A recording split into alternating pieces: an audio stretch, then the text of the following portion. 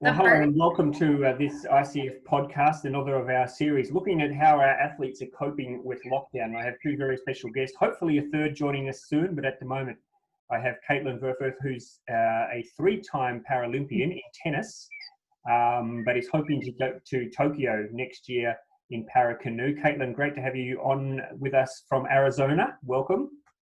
Thank you. And joining us from Germany this afternoon is Ricarda Funk, who is, of course, a canoe slalom paddler and has already been selected, has already won her way onto the German team for Tokyo 2020 in the K1. Ricarda, great to have you with us. Yeah, thank you for having me.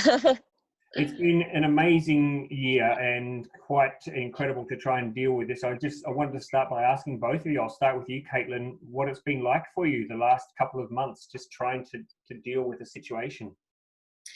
Well, first and foremost, I just want to thank everybody that's on the front line and everybody that's putting, that has their life at risk and helping us beat this coronavirus. I just want to say thank you to those people. But it's been a very interesting time. It's very confusing, and some days you feel really, really good, and some days you're just like, why do I even want to get out of bed? But I keep trying to find things to keep motivating me, and staying fit is one of them. And I definitely have to rely on the use of the outdoors and getting creative in nature, but I've still been paddling. I have my boat and I have a erg, so I've been doing a lot of that. But just trying to stay busy. You mentioned there about some days finding it hard to even get out of bed. Is that just the not knowing what's happening and where you go next? Yes, I think back in March, I was really kind of in a lull because before the ICF and our federation, the USOPC, we're still kind of debating on if some of our activities or competitions were still going to happen. And I felt really in this limbo of like, do I even continue to train? Am I supposed to train? I'm not supposed to be around anybody. What's the point of training if I'm not going to compete? So how did you deal with that, Kaitlyn? I mean, you've been to the Paralympics before 3 times, so you know what it's like. How did you deal with that, suddenly having that taken away? So I really, really had to dig deep. I thought every time I was in a slum or feeling like, I really don't want to do this, I reminded myself, okay, I've been to 3 Paralympics before. I've been through a lot of challenges. I faced a lot of adversity, and I'm not going to let, the coronavirus or, something like this stop me from what I want to do and some dreams I want to achieve. And it's just like my life. I'm in a wheelchair. I live my life. I have a spinal cord injury, and every day I'm always trying to adapt, always trying to figure out different ways to do things so that I can enjoy my life. And I kind of took those same principles and I applied it to this. And I really believe, if there's something you want to do, and maybe it has to be different right now, but that's okay. Like everything will go back to some kind of normalcy. But I just kept plugging away and telling myself, like, look, I've made it through a lot of different challenges. I've competed in 3 games, and I could do this again. I kept telling myself that, and slowly I would get out of bed or find something that would motivate me, even if it's something little, like being able to eat a hamburger and French fries. Like, hey, just something to get me off my butt. And of course, you still have that challenge in front of you of qualifying for, because that hasn't happened yet for you, has it? You still got to earn your place. Yes, I still have to earn my place. So, but once I started thinking like that, and I started talking to some of our manager and our coaches, I still have a really good shot, and I keep working hard every day. I'm on that erg almost every single day. It's not the funnest, but hey, I know I can get my strokes in, and I'm feeling, I just can't wait to get on the water and see what that feels like, because I know I've gotten a lot stronger. Ricky, as I mentioned in the introduction, you've already got your ticket to Tokyo. It must have been so hard all of a sudden for them to say, actually, Tokyo is not going to happen this year. How did that make you feel? Yes, it was, I don't know, it was the week when I came back from Australia. It was just 1 week and everything has changed. Before I was 6 weeks in Australia, I was training really, really hard, and I was focused on my goal. And then I got this message. I was expecting this somehow, but Yes, it wouldn't be possible this year, I think. So it was the only right decision, and I'm fine with this because the health um, of the publicity of the world, Yeah, of the public. yeah, of the public of the world is much more important than the Olympic Games. And but on the other side, I'm also really, really sad about it because it will be my first Olympic Games, and yes, it was really hard somehow to accept this, but yeah, I have to, like everyone else, and we all have to get through this, and I think we will find a good way. And I hope we will find a good way. Yes, well, everyone has their fingers crossed. I mean, you went so close to getting to Rio, and you worked so hard after Rio to get this place for Tokyo. You must think now, is it ever going to happen? Am I ever going to get to the Olympics? It's like, it's crazy because 2016, my selections, it was shit. And I mean, I have no other words for this. I mean, I was in a good form, but I just couldn't bring it down. And yes, now I finally made it. I've trained really, really hard. I never stopped training since 2016 after failing.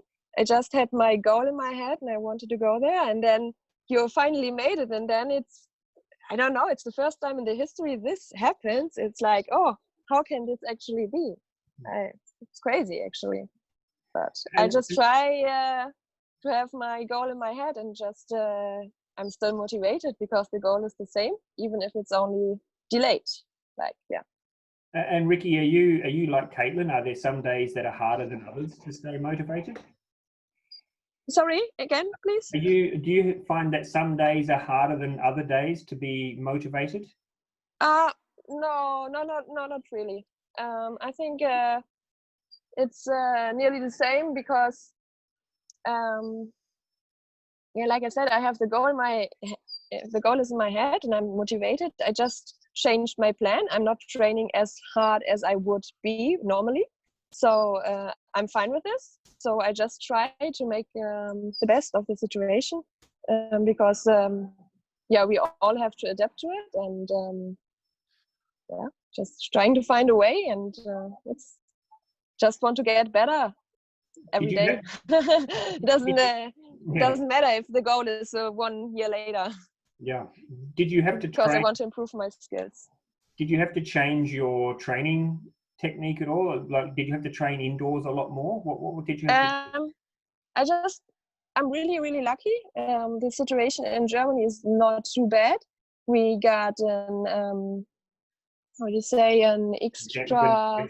You got an exemption for athletes. Yeah. We've got some athletes were allowed to keep training, weren't they, in Germany? Yeah, some athletes. You got some athletes allowed. We got some extra, I don't know how to say, like an extra paper that we are allowed. So I can go on the water like nearly normally. But I just can't go to a gym. But I mean, I can improvise with TRX, with some core stability in my home, and so I think it's not too bad. I'm really happy about this. I think there are some other nations where people are not even allowed to go outside or something. So I really, really can't complain, and I really appreciate that I have this possibility right now. Yeah. And would it matter to you? Do you care, Ricarda, if there's no competition this year? I mean, what do you think about that? Yeah, I mean, of course, it would be cool to have a competition this year because, we are training for racing, and and you want to know where you are standing. So it would be cool to have at least maybe not a World Cup. I'm still hoping for World Cups, but maybe it won't be a World Cup, but I'm hoping for world ranking races maybe. So just to see where I am, and I mean, it would be cool. Being on the start line is such a great feeling, and I want to get back to that feeling. And Kaitlyn, is it the same for you? Would you like to get on the water this year, or is it more, or is it not so important for you? No, I would love to get on the water this year. Absolutely. I you know, as things starting to open up here in Arizona and in the United States, I'm having more opportunities to get out and get back on the water. It hasn't been very easy for me to get out and get on the water. I rely on a lot of people to get out there to get my boat out. So that has not been easy, but things are starting to look up. And I kind of agree. You know, if we don't get to race, like at least being able to be on the water is, you know, just a great feeling in and of itself. I hope I get to race soon, but you know, I'm just looking at this time as more opportunity. I'm new to the sport, so more opportunity to get faster and stronger.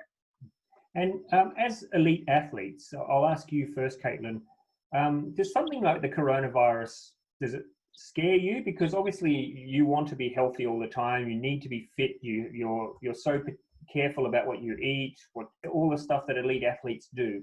Something like this comes along. Does it scare you at all? I mean, some athletes have said, "Look, I'm young. I don't worry about it too much." But what do you think? I'm in my mid-30s, and I take really good care of myself, like you said, as an elite athlete. I train every day, and I'm in good shape. I eat healthy, but this thing doesn't seem to discriminate. And I know people that are young and lived really healthy lives, and this thing has taken them out. So I am a little bit hesitant. I'm a little bit nervous about traveling, about getting on a plane or going, you know, with a bunch of people on a plane. That makes me nervous. I have a spinal cord injury, and so being in a chair, there could be some secondary complex issues that could come up. So yeah, of course that makes me nervous. But I still am trying to find somewhere in the middle where I want to be able to live my life and not let this thing just control me. So I'm a little bit in the middle, kind of just trying to figure out, you know, just listening to the doctors and listening to, you know, what the professionals say and the credentials say about how to keep yourself safe. Yeah. And Ricky, are you worried at all about the virus? Does it scare you at all? Does it scare you traveling, all that sort of thing? Yes, of course, a little bit, because it's new, and maybe we don't know yet the impact on athletes. Maybe you have, I don't know if you have it, maybe you have a remaining impact, I don't know. So of course I'm a little bit scared, but I just try to it's like to stick to the rules, like keep washing your hands and wearing masks outside, and social distancing is the key. So I think if you have this in your mind and if you keep stick to this, I hope we should be hopefully safe. We never know. I mean, you can be infected everywhere, but I think it's just important to be aware of it, aware of the risk, and that's how I try to cope with it. And next year, if they decide to put on the Olympics and the Paralympics, but not every country can get the same training, not every country has the same opportunity, what would you both feel about the games going on in that situation, where you know that you may be racing against people who maybe haven't had the chance to train more, that sort of thing? Do you think in that situation the games should still go ahead?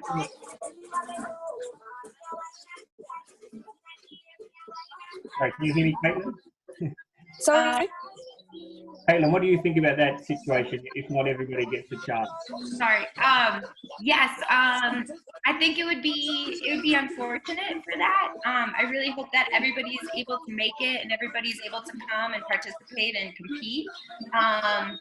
But I do understand that, you know, the show must go on. I think it's really important for the Olympics and Paralympics still to continue. I think it shows unity and support with all the nations coming together. So I still think that's really important. I think it'll be really interesting to see how we protect ourselves, and being part of 3 games and seeing how going to all the events or some of the events and training for your event. And then, you're in the village, you go to the cafeteria, you see people all the time. So I'm really curious, there's going to be a lot of hand sanitizing stations. Are people going to be wearing masks? I still think though that the show should go on, and there's always the next 4 years, once we get over this, hopefully, we'll be able to be back where we were. So I think it should still happen. Ricky, what do you think? I don't know whether you heard the full question, but what do you think? Yeah, I think I got the question. I hope. Yes, I also think that the Olympic Games should be happening, but yeah, it would be a good thing that hopefully we all athletes have like the same conditions to prepare, like at least the opportunity. What you do is your stuff, like, but it would be good to have at least fair conditions, because otherwise I don't know, it could be a little bit unfair in the end. But sometimes I don't know how to say it, because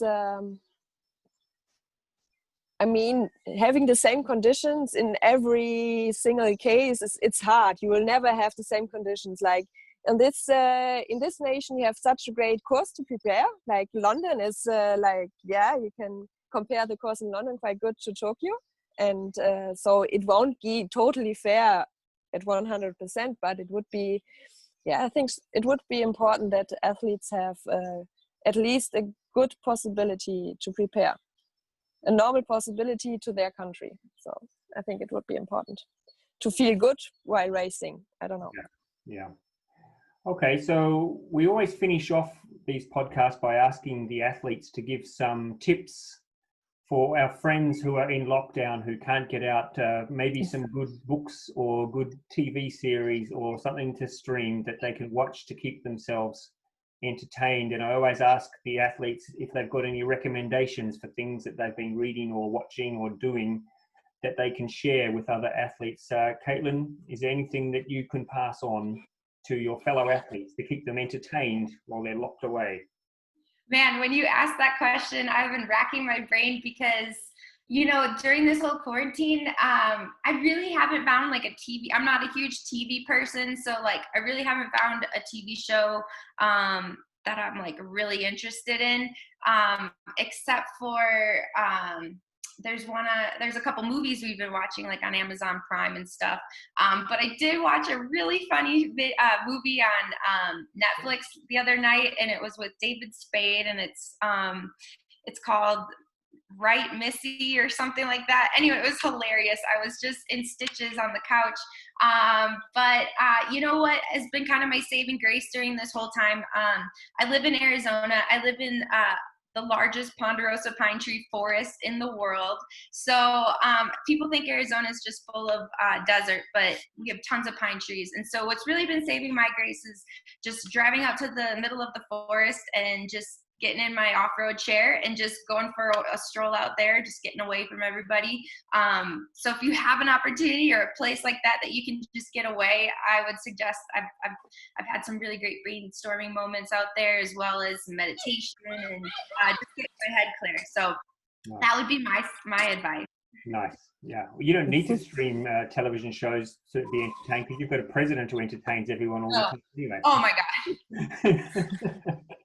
Ricky, what about you? Have you got any recommendations for people? Yeah, of course. Many people know I'm a Harry Potter fan, so watching Harry Potter is always a good idea. I can watch it 1,000 times. How many times have you watched it, Ricky? How many times have you watched Harry Potter? I can't count it. Too many times. Too often. But I also would recommend to be creative. I started like some stuff with juggling balls. I started I did slacklining yesterday. So like some coordination stuff. I think it's always a good possibility. It's fun and it could be good for your sports. So I really enjoyed this, and I did a couple of things like this. Yeah, it's been interesting. A lot of the athletes have been learning new skills. I think Jessica. Yeah, like challenges. Jessica Fox has been learning how to juggle, apparently, in her spare time. So that's a good skill to have, maybe. I'm not sure. Juggling. Other people like Curtis McGrath, he's been getting a vegetable garden, I think, building a vegetable garden. So, and you've been slackline jumping, Ricky. So that's good. Kaitlyn, have you learned any new skills in the break? Yes. Yeah, I have also started a vegetable garden, which I'm really excited about. Usually every summer I'm traveling, so I never have the opportunity to, but I've been growing some peppers, celery, strawberries. I'm really excited about that.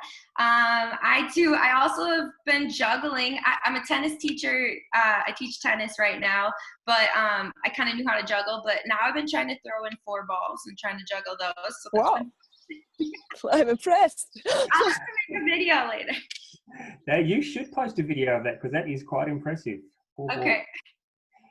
It's been lovely catching up with the pair of you, and good to see you're both smiling and happy and doing things well.